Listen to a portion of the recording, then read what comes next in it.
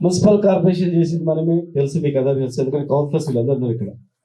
బయట urban development authorities కూడా మనమే, ఒక హిస్టరీ అనమాట.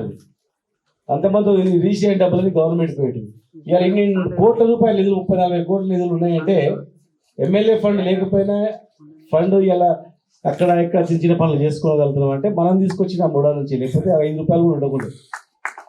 అర్బన్ డెవలప్మెంట్ అథారిటీ మనం చేసినాం.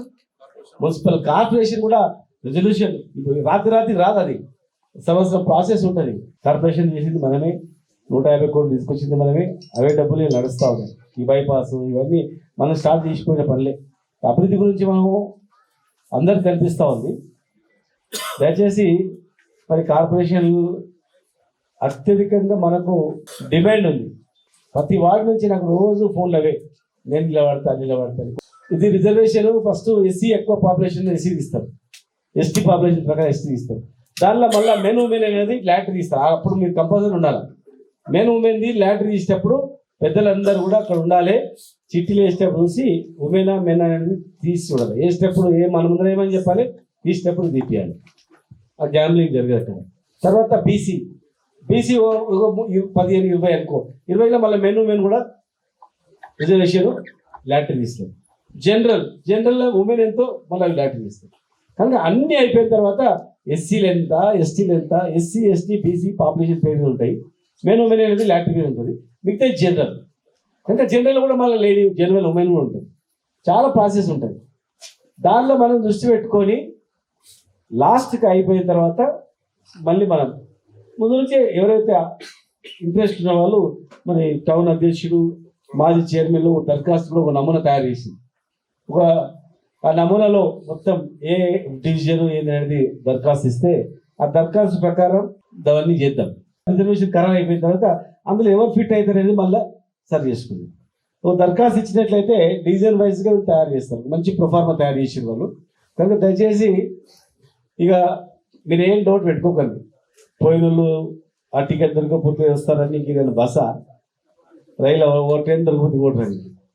ఇలా ఉన్న వాళ్ళు ఎవరు కూడా మన కన్సల్ట్తోనే మన వాళ్ళందరూ ఎప్పుడు అవసరం వస్తే ఇప్పుడు వచ్చిన వాళ్ళు ఉన్నదో వాళ్ళు మన గురించి ఏమిటికైనా త్యాగానికి సిద్ధమైనటువంటి వాళ్ళే. వాళ్ళు మొత్తం కన్సల్ట్ చేసే అన్న ఎప్పుడో పోయిన వారం రోజులకే అంటే కూడా కొంచెం సమయం వచ్చినప్పుడు వద్దున్నారు వాళ్ళు. అప్పటి నుంచి పార్టీకి కృషి చేసిన వాళ్ళే, పార్టీకి పనిచేసిన వ్యక్తులే. అసలు టీమే ఇప్పుడు ఇక్కడ ఉంది. కనుక ఏ ఆర్టీ అనుమాన పడవద్దు. వచ్చిన వాళ్ళకు టికెట్ ఇచ్చేదే ఉండదు ఒకటి. ప్లస్ కొంతమంది చెప్పారు టికెట్ ఎవరికి ఇచ్చినా అందరు కలిసి కరెక్ట్గా చేయాలని. 3 ఉంటారు, 4 ఉంటారు. 4 అందరు 4 మేము గెలుస్తామే అంటారు. మేము గెలుస్తామని మేము గెలుస్తామని ఇక ఈడ ఆడ దశ చేసి పెడతారు, మాకు రాకపోతే వస్తాం అని. అటువంటి కూడా గమనించారు. ఎందుకంటే పార్టీకి లాయల్టీ అనేది చాలా ఇంపార్టెంట్. లాయల్టీగా ఉండేది చాలా ఇంపార్టెంట్. గవర్నమెంట్ రేపు రాబోయే ప్రభుత్వం మనదే. కనుక దాన్ని దృష్టిలో పెట్టుకోవాలి. కొందరు ఏం చేస్తారంటే రాకపోతే అటు దస్తి పెట్టుకొని ఉంటారు ఒకటి. ఇంకొకరు ఏం చేస్తారు, అతి ప్రమాదమైన వ్యక్తి వాడు దగ్గరనే ఉంటాడు. టీకే సాబ్ అంటాడు, మంచిదే అంటాడు, దగ్గరనే ఉంటాడు, మన ఎంబడే ఉంటాడు, మనకు కథ వేసి పడిస్తున్నాడు. వాడు చాలా ప్రమాదమైన వ్యక్తి. పోయినోడు ఏం కాదు, పోయినోడు పోతే మనకు గెలిచిపోయి శత్రువు. పోయినోడు దరిద్రం పోయింది అనుకుంటాం, వాడు మంచివాడే. కానీ మనం ముసుగేసుకొని మన కండు వేసుకొని మన ముందరనే మంచిగా నటిస్తూ మళ్ళీ వెనకాల నుంచి స్టాపింగ్ చేస్తూ ఓడిపోతుడు మీ ఎంబడి ఉండుకుంటా. మన ఎంబడి ఉండుకుంటేనే మాట్లాడతానా మంచిగా నీ గురించి, నీకు కష్టపడుతున్నానా, నీకు కష్టపడుతున్నానా, ఓ సత్యనారాయణ అన్న, ఓ రాములన్న, ఓ అని చేస్తాను, నీ ఫుల్ తిరుగుతున్నా నీకు ఎందుకు అంటుంటాడు. కానీ అనుకుంటాడు వెనకాల నుండి క్లోజ్ చేస్తుంటాడు అన్నమాట. మరి ఎట్లయితుంది అట్లా? ఇప్పుడు మేయర్ గెలవాలన్నప్పుడు నువ్వు రాయికి నీ నడవాలన్నప్పుడు ఆయన ఓడిపోవాలి, కానీ నేను గెలవాలంటే ఎట్లా? ఆయన గెలవాలి, అప్పుడు నేను గెలుస్తాను. నేను గెలిస్తే కేసీఆర్ గారు గెలుస్తాను, ముఖ్యమంత్రి అవుతుంది, గవర్నమెంట్ వస్తుంది. కానీ తెలియకుండా నటిస్తూ చేస్తే తప్పదు. ఇప్పుడు మనకు లాస్ట్ టైం తెలిసినా కూడా వదిలిపెట్టి ఈసారి తెలిస్తే మీరే గెలవట్టి తెలుగుట్టించింది. అటువంటి పార్టీ ఉండదు. అసలు మనం ఈ పార్టీ ఆషామాషి పార్టీ కాదు. తెలంగాణ కొట్లాడి తెలంగాణ తెచ్చిన పార్టీ, జైళ్ళలో పోయినటువంటి పార్టీ, రకరకాల ఇబ్బందులు ఉండేటువంటి పార్టీ. 100% నేను అష్యూరెన్స్ ఇస్తున్నా. ఎవరైతే కార్పొరేటర్ని గెలిపిస్తారో గెలిచే వ్యక్తిని కూడా అంతే స్థానంలో గ్యారెంటీ చూస్తాం. నాకు ఇస్తేనే పార్టీ ఇచ్చినట్లా, నాకు ఇవ్వకపోతే ఇయ్యనట్లా అనేది తప్పదు. కనుక ఇవాళ మీరు దయచేసి నేను చెప్తున్నా, జాగ్రత్తగా మీరు చాలా జాగ్రత్తగా, మేము గెలవాలని ఉంటుంది, పలానా అని కాదు. నీ మీద ప్రేమ ఉంటే నీకు ఇంకా మస్తు చేస్తా, ఇంకా చాలా చేస్తా. నీ మీద ప్రేమ ఉందంటే ఇంకా చాలా మీకు ఏం పని కావాలంటే అది చేస్తా. కానీ ఇది మాత్రం గెలిచేది ఉండాలి అన్న. ఇంత నుంచి ఫస్ట్ నుంచి ఉన్నా, నేను మొదటి నుంచి నీతో ఎంబడి ఉన్నానంటే నువ్వు గెలవంది ఓడగొట్టుకొని ఏం చేయనికి నువ్వు దూరం అయిపోతావు. ఒకరిని గెలిపించుకోవాలి, గెలిచిన వాళ్ళని గెలిపించుకోవాలి. మళ్ళా ఈ కార్పొరేషన్ ఎట్లుందంటే, కార్పొరేషన్ మేయర్ ఉంటుంది, డిప్యూటీ మేయర్ ఉంటుంది, తర్వాత స్టాండింగ్ కమిటీ ఉంటుంది, చాలా ఉంటాయి. కౌన్సిల్లా ఇప్పుడు ఇప్పట్లాగా స్టాండింగ్ కమిటీలో పోతాయి. ఇప్పుడు స్టాండింగ్ కమిటీ మెంబర్లు ఉంటారు కనుక చాలా డిఫరెంట్ ఉంటాయి అన్ని. ఫ్లోర్ లీడర్ ఉంటుంది, వాళ్ళకి ఆఫీస్ ఉంటుంది, ఫ్లోర్ లీడర్కి ఆఫీస్ ఉంటుంది, ఫ్లోర్ లీడర్కి ఒక ఆఫీసు, స్టాండింగ్ కమిటీకి ఒక ఆఫీసు, స్టాండింగ్ కమిటీ మెంబర్స్కి ఒక ఆఫీసు, స్ట్రక్చర్ వేరే ఉంటుంది. అందుకే దీన్ని నేను తీసుకొచ్చింది ఎందుకంటే కార్పొరేషన్ ఆ స్థాయికి తీసుకుపోవాలని. నాకేం లేదు పోయి మళ్ళీ ప్రభుత్వం మనం తెచ్చుకోవాలి, మన జిల్లాని కాపాడుకోవాలి, కేసీఆర్ గారిని వాళ్ళు ముఖ్యమంత్రిని చేయాలి, మళ్ళీ మిమ్మల్ని కూడా గొప్ప వాళ్ళని చేయాలి. గొప్ప మీరు ఒకసారి ఆలోచన చేయండి. గవర్నమెంట్ పోగానే నన్ను కూడా మస్తు తిప్పలు పెట్టారు. గుడిసెలను ఫస్ట్ గుడిసెలు తెలంగాణలో ఫస్ట్ వికలాంగుల గుడిసెలు గులగొడతారంటే, వికలాంగులు గులగొడతారా? అవి వేరే కంట్రీలు అయితే ఏమో చేస్తారు. అసలు వికలాంగుల గుడ్డల ఇళ్ళు, పాపం కుంటల ఇళ్ళు అర్ధరాత్రి గుంజిపాడేసి కాల్ చేసి కొట్టేసిండ్రు నిర్దేశనంగా. మరి అన్నం పెట్టినందుకు మా వాళ్ళు ఎందరిని ఇబ్బంది పెట్టిండ్రు. మా కుటుంబంలో ఉన్న వాళ్ళని జైలు వేసిండ్రు, మా మిత్రులను జైలు వేసిండ్రు. అయినా నేను ఎక్కడ లొంగలే. ఎంతోమంది రాయబారాలు పంపారు హైదరాబాద్లో, ఢిల్లీ వాళ్ళు. ఇది ఎక్కడ ఏమిటి లొంగలే. అటువంటి పని చేయను నేను, అటువంటి లత్కోరు పని అసలు చేయను. పేదోళ్ళ గురించి కొట్లాడతా, పేదోళ్ళ గురించి నేను ఏదైనా చేస్తా. 40-10 ఏళ్లలో నేను ఏం చేసినా అనేది చూస్తే అర్థమైపోతుంది. చాలా ఏ ఊరికి పోయినా, ఏ కంట్రీ పోయినా కూడా ఏమంటుంది తెలుసా, గట్ల ఎట్లా చేసినా మైమనరులు, గిట్ల ఎట్లా చేసినా అంటే మరి గట్లా ఉన్న చూడ మైమనరులు ఇప్పుడు పరిచయం అవుతున్నారని చెప్తున్నాను. కనుక ఎవరు కూడా అట్లా చేయరు. వాళ్ళకు ఆర్థికంగా ఇప్పుడు ఏమైంది, మన కోట అయినందుకు ఏమైంది, వాళ్ళ ఆస్తులు పెరిగినాయి, తగ్గినాయి. ఎంత తగ్గినాయో చూసుకోండి. ఒక్కొక్క ఆస్తి ఇప్పుడు 2 లక్షలు 3 లక్షలు ఉన్న ఆస్తి ₹1,00,000 కూడా దిగేటోళ్ళు లేవాడు కూడా. అంటే మనల్ని ఓడగొట్టి వాళ్ళు పెద్దగా అయినరా, కిందికి అయినరా. కనుక ఇంతకుముందు అనంత్ రెడ్డి గారు కూడా చెప్పాడు, 100% వాస్తవం. అది కులము మతము అని తెలియదు, గెలిచేటోడు మనం కావాలంతే, గ్యారంటీ కూడా. గెలిచే వ్యక్తిని మనం చేద్దాం. మన పార్టీ చాలా సెక్యులర్ పార్టీ. మన పార్టీ ఇట్లా ఈ పిచ్చిలు, కులం పిచ్చిలు, లేకపోతే మతం పిచ్చిలు ఉన్న పార్టీ కాదు మనది. ఒక సెక్యులర్ పార్టీ. ఎవడు మంచిగా ఉంటే వాళ్ళు చేయాలా, ఆ వ్యవస్థకు మంచి చేయాలని చెప్పేసి. జనరల్గా మనం తిన్నింటిలో ఆశాలు లెక్క పెట్టేవాళ్ళం కాదు. మనం ఇంత ఛాయ్ వస్తే కూడా మర్చిపోయేటువంటి వాళ్ళు. సరే అక్కడక్కడ అందరూ ఒకలాగుంటారు కదా, తప్పు చేసినా చేయని వాళ్ళు భగవంతుడు చూసుకుంటారు, మనం ఏమనొద్దు. భగవంతుడు కదా, మనం చేసిన తప్పుకు శిక్ష ఇప్పుడు మనం అనుభవిస్తాం గ్యారెంటీగా. కనుక దానికి మనం ఆధ్యాత్మికంగా వదిలిపెట్టాలి దేవుళ్ళకి తప్ప మనం ఏం చేసేది లేదు. ఎవరు ఏం చేసినట్టు ఏం లేదు. మన ఆశయం దెబ్బతింటుంది ఆ టైప్లో అవుతుంది. కనుక ఎవరు కూడా పార్టీకి నష్టం కలిగే పని చేయకండి దయచేసి.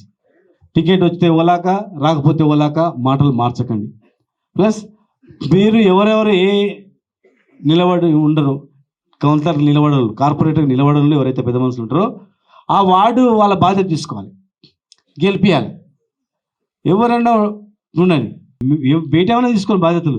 ఆ వార్డులో కంపల్సరీ గెలిపించుకోవాలి. అది ఆ వార్డులో గెలిపించుకోకపోతే మనకు వాల్యూ అవుతుంది. ఇంట్లో గెలిచినాక రచ్చ గెలిచాలంటారు. అట్లా కంపల్సరీ అలా అనుకుంటే పెద్ద లెక్క కాదు. పెద్ద 10 వార్డులు ఇస్తే గెలుచుకునే స్థాయి ఉన్న వాళ్ళు, ఇప్పుడు ఉన్న పెద్ద లీడర్లు, ఆ ఉన్న వాళ్ళల్లో మనం దృష్టి పెట్టి కంపల్సరీ 1 or 2, నేను 1 కాదు నేను ఇంకా పక్కది కూడా చేస్తుంటా అంటే ఓకే. కానీ 100% గెలిపియాలంతే. కారణాలు చెప్పొద్దు, ఏమైనా చేయండి మీరు. మనం అనుకుంటే గ్యారెంటీ వస్తాం. ఒక సర్వే టీం ఒక అతను గతంలో రాజశేఖర రెడ్డి, మన జగన్మోహన్ రెడ్డికి గిన్ని సీట్లు వస్తాయని చెప్పి నెంబర్ కూడా చెప్పాడు ఆయన. అంత అక్యురేట్న సర్వే అని నాకు ఫోన్ చేసి ఏం చెప్పాడంటే, కార్పొరేషన్ అన్నీ చేసిన మహబూబ్నగర్లో చాలా అద్భుతంగా ఉంది, సైలెంట్గా ఇట్లా ఉన్నారు, మీరు ఇట్లా ఓటింగ్లో సమన్వయం చేసి గెలిచేటని పెట్టి కొంచెం మీరు తిరిగి అనుకో సార్, గ్యారెంటీగా మేయర్, డిప్యూటీ మేయర్ అన్నీ మీరే అవుతారు, అద్భుతంగా అవుతారని చెప్పి ఆ చెప్పిన వెంబడే ఆయన చెప్పిన ఆయన పేరు కూడా మీకు చెప్తా.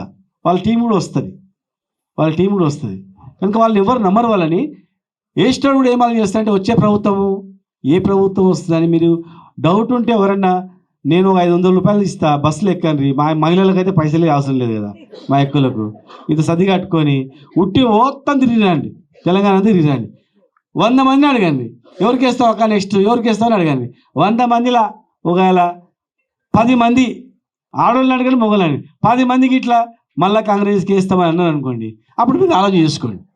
మొగలు కూడా చెప్తున్నా, ఫ్రీ బస్సులో ఎక్కిన ఆడవాళ్ళని అడగండి, అక్కడక్కడ చాయ్ హోటల్ అని, పాన్ షాప్ అని, రైతుని అట్లా ఇట్లా మా ఇటుక పిల్లలు తయారు చేసేటోళ్ళని, మెకానికులని అడగండి, వాళ్ళు అడగండి. లీడర్లు ఇచ్చిపెట్టు, లీడర్లది ఏముంది, అది లీడర్ల గురించి వాళ్ళు ఏదో ప్యాకేజీలు మాట్లాడుకుంటారు, అది వదిలిపెట్టింది. లీడర్లు అడగకుండా పబ్లిక్ సామాన్యులు అడగండి, ఎవరికి వస్తుందో అడగండి. సామాన్యులు ఏ పార్టీ లీడర్ని అడగండి, మన పార్టీ కానీ ఏ పార్టీ కానీ, పబ్లిక్ని అడగండి చెప్తారు. అన్నప్పుడు అర్బన్లో ఎట్లుంటుంది తెలుసా, ఇంకా 2 ఏళ్ళు అయితే ఎలక్షన్ వస్తుంది, మళ్ళీ 3 ఏళ్ళు పిఆర్ఎస్ గవర్నమెంట్ ఉంటుంది. వీళ్ళకి వేస్తే ఏం లేవు, ఆయన తెచ్చిన పైలతో ఇటు ఇటు తిప్పుతుర్రు, వాట్సాప్లలో ఏదో తిప్పిస్తున్నారు. మళ్ళీ తిట్టే కొద్దీ ఇంకా వాళ్ళకు మైనస్ అవుతుంది. మళ్ళీ ఎంత తిరుగుతారో పబ్లిక్ ఇంకా కసి ఉంటుంది, అరే ఇంకా అట్లా అంటారా అని చెప్పి. వాళ్ళు ఏం చేసిర్రు 2 ఏళ్ళు దాటిపోయి, ఏమైనా చేసింది ఏమైనా ఉందా, ఏమైనా చేసింది ఉందా చెప్పు, ఏం లేదు, ఉల్టా మాట్లాడదు తప్ప. మనం ఇన్నేళ్ళలో ఏం చేసినాం, మనం అడుగు తీసి అడుగు పెడితే మనకి కనబడుతుంది. కలెక్టరేట్ ఎందుకు కట్టింది రాయని, ఇప్పుడు అందరూ అన్ని ఆఫీసులు ఇన్ని వచ్చినాయి, బాగాలేరా? కలెక్టరేట్ తీస్తే హాస్పిటల్ కట్టేస్తాం, అంత పెద్దది 1000 పడగల హాస్పిటల్ ఎక్కడ లేదు. కనుక ఈరోజు నష్టపోయినాము, మళ్ళీ నష్టపోకండి, నష్టం చేసుకోకండి.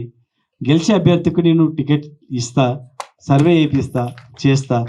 నువ్వు నా మంచి దోస్తు అయినా, నాకు మంచి మిత్రుడు అయినా, నాకు మంచి అభిమానం అయినా కూడా నీకు కోఆప్షన్ మెంబర్స్ ఉంటాయి, నీకు ఇంకా గవర్నమెంట్లో ఇంకా అనేక రకాల పోస్టులు ఉంటాయి.